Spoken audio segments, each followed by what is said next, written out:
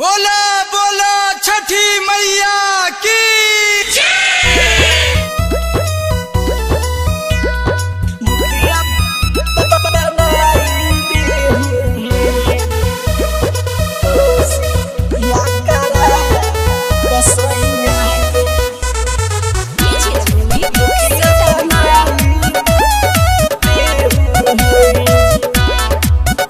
मनवा के सारा हमर पुराई देहु हे मैया पुराई देहु हे छठी मैया जोरे जोरे कोसी या कराई बसैया के मुखिया बनाई नुदी हे छठी मैया जोरे जोरे कोसी या कराई बसैया के मुखिया बनाई नुदी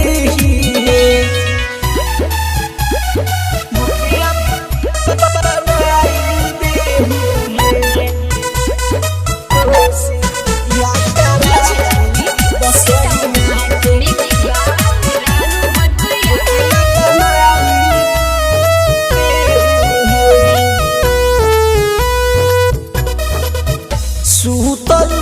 भगिया जवानु जगाइए नुदी हे मैया जगाइए नुदी हे छठी मैया जोरे जोरे कोसी या कराई बसैया के मुखिया बनाइए नुदी हे छठी मैया जोरे जोरे कोसी या कराई बसैया के मुखिया बनाइए नुदी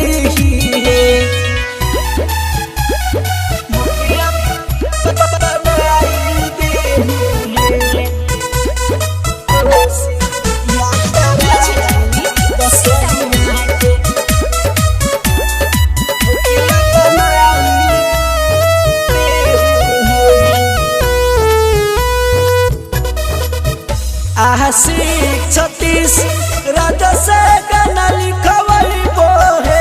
हे मैया गाना लिखवई हे छठी मैया रानू भोजपुरिया से गवाई बसैया के मुखिया बनाइए नुदी हे छठी मैया रानू भोजपुरिया से गवाई बसैया के मुखिया बनाइए नुदी। Recording by Bhavya recording studio बास की बिहारी मधुबनी।